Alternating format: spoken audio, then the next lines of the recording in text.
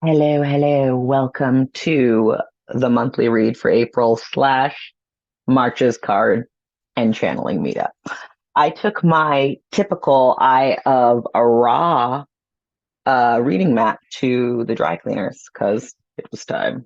So I will be using the Homie The Threads of Fate reading mat as we get into this April. It's April. Thank you. April reading. To see what's in store for us. Let's see who wants to be using this new pendulum along with my other one. Let's see. Anybody here?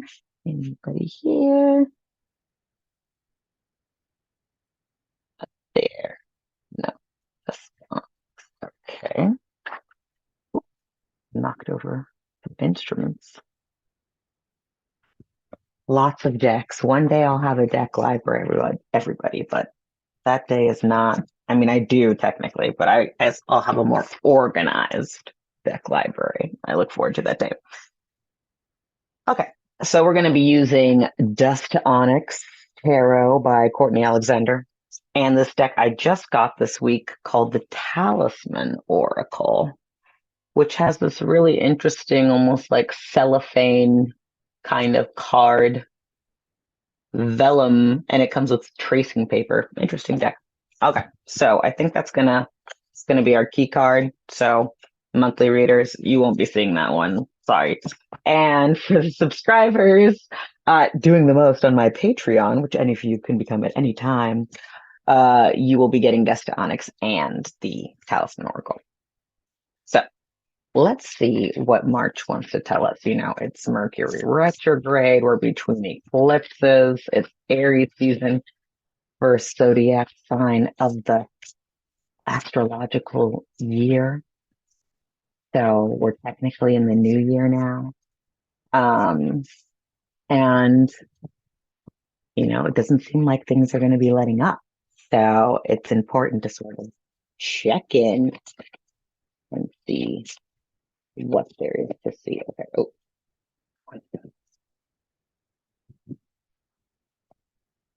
concern, the opportunity, the advantage, aversion, and then the other deck, which is again the Talisman Oracle. The card.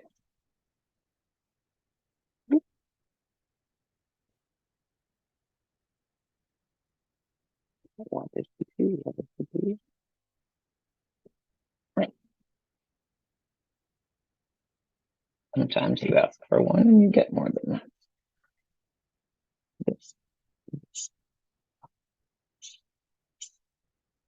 All right, let's get into it. Our concern card, should we choose to accept it, is the Ace of Cups. I don't even know if I've seen this card in this deck before. It's stunning. The Ace of Cups. So I think of the Ace of Cups as like Bjork. I think of the Ace of Cups as this is my shit. Like I'm creating this because I love it, whether that be a life, a legacy, a family, a company, an album, a book. Okay. But I'm creating this thing that I'm choosing to create because I love this thing and because this thing is important to me and because my relationship with this thing is important to me. And it's not really about whether anybody else thinks it's valid. It's my shit. It's important to me. So I am going to create it, right? Ace of Cups is very much that energy. And that when you are in that energy, because I always think of the ace as a bonus, as long as you're playing the right game, where the right game is your authentic, genuine self being yourself so that you can occupy all the space that actually takes up. because it's the only space you can actually take up anyway. So in being aligned in that way, you can play your ace, right? And typically it's going to improve your circumstances. So what's going to improve your circumstances? Doing things that you love for the sake of doing them. Yes. This is going to improve your personal circumstances because really it's going to make you less doomy and gloomy. Okay. Because there's already plenty of negativity and nihilism and depression and apathy and like depletion happening. Okay. We as human beings have had that department covered for millennia. So what modern people could do is to add to things and the activities and the kinds of creations that would counterbalance the overwhelming amount of negativity that our species has created generation after generation, right?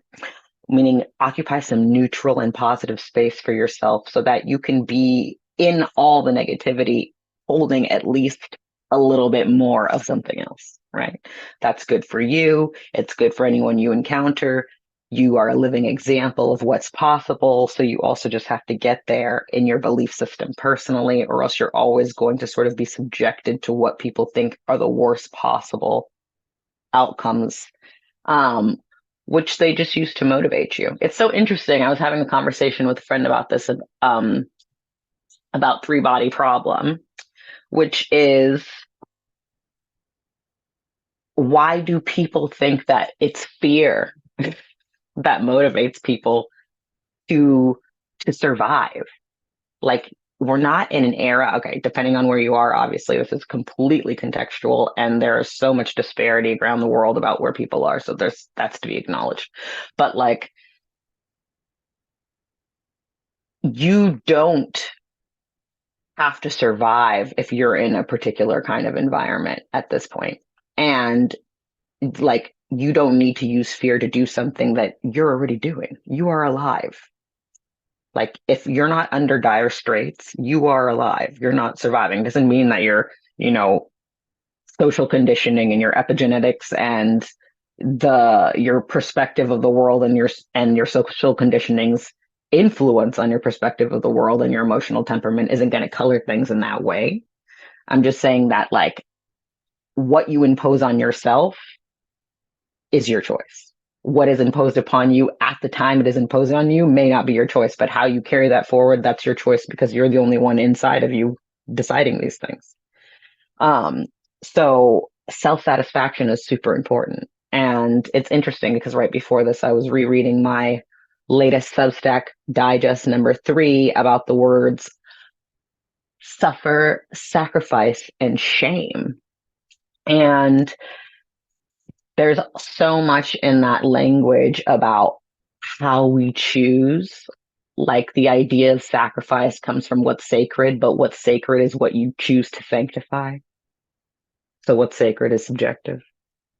But people have lived and died on that shit and created all kinds of rationale and reasons around things because they find them, worthy of sacrifice or for sacrifice.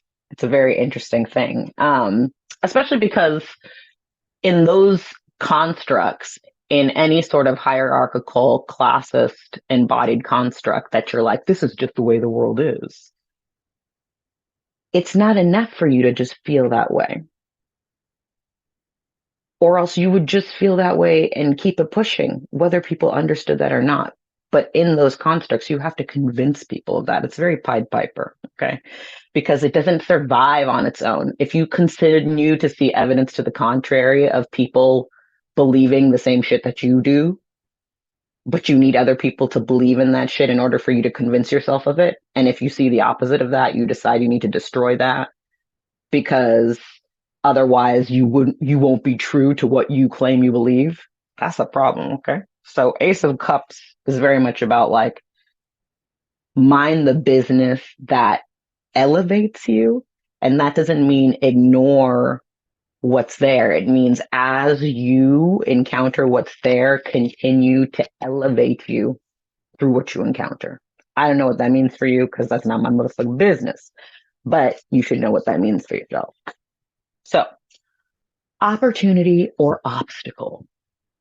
are we treating the Ace of Cups like an opportunity or obstacle? And I just like to check in right now and make sure that the cards are still the cards because things change.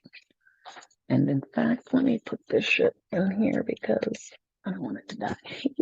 All right. Young Blade. Oh, I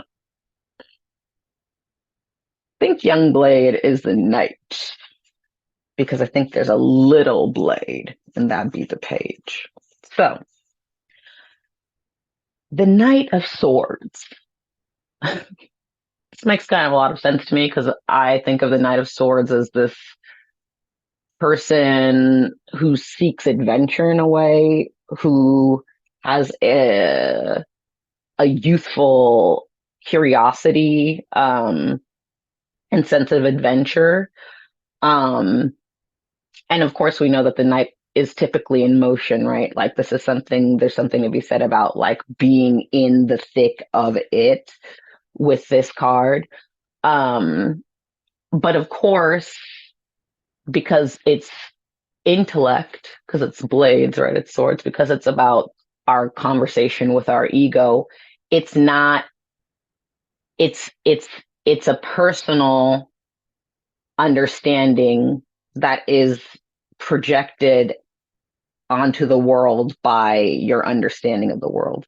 That doesn't have to be an inherently negative thing, but it can be highly individualistic depending on what your perspective is and what your lived experience is and what your social conditioning is and what where your curiosity levels are and how you go about like learning things that you don't know and how you go about learning things that you don't know that you don't know, which just means like how you engage with the shit that you learn as you learn it, right?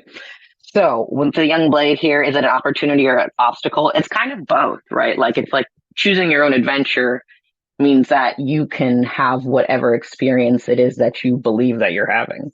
At the same time, what you choose to settle for as your belief or strive for as your belief is also up to you. So it's choose your own adventure, but you're also like defining the game, right? There's a good card in either, I think it's in Visions from the Liminal Space that's playing God and it's a puppet, but it says playing God. It's like you're playing yourself, right? So there's something about that too, because of course, Swords is in pursuit of integrity, but integrity is not an individual, like an individually constructed idea. It's a reality that if you were in it, you would do probably very little thinking about. You would just be in the practice of doing that and know that was enough because it does not require intellect to have integrity. You can just be what you are and still have integrity because that's just called existing. But when you are caught up in the throes of believing that you have to survive, then your integrity can be called into question, which is why every single life doesn't have this equal value. It's why we're constantly negotiating the value of our own lives because we just don't believe that the fact that we're alive is integrity enough and valuable enough. So let's look at our advantage aversion card and see what that wants to say.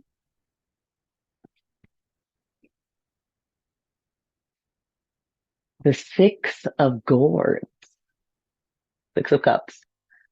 There's like a card within a card. Oh, it's like flowers. Let's see if I can get any. Probably about as good as it's gonna get. You know, it's funny. I think of the Six of Cups as puppy love. And at the same time, I always say about that's fine because you have to start somewhere, right? Like, so maybe the concern is that we want to feel like we're the Ace of Cups, right? Like that we're so content with what we are creating. But the advantage aversion card is what about your character is helping or hurting the situation. And Six of Gourds is like, well, I don't know. I'm just a beginner, you know? But you have to start somewhere. There's no shame in beginning. There's no shame. The etymology of shame is interesting and carries a lot of things from disgrace to modesty, from an unknown origin, but there's speculation that it comes from Proto-Indo-European, meaning to cover, right? So the idea of needing to conceal something from others is where the concept of shame comes from. Um, but it's okay to be where you are. The point is to learn from where you are to decide if that's actually what you came there for, or how you arrived there and for what purpose. And then once you know that, you keep it pushing, which is going to happen anyways. But of course, you can create and project any experience of your reality upon where you are at any given moment, if that's what you're going to do. At the same time, you would not feel out of alignment if that's what you needed to do, because things get to be what they are because they are already doing that. So with the Six of Gourds, it's okay to be at the beginning of something.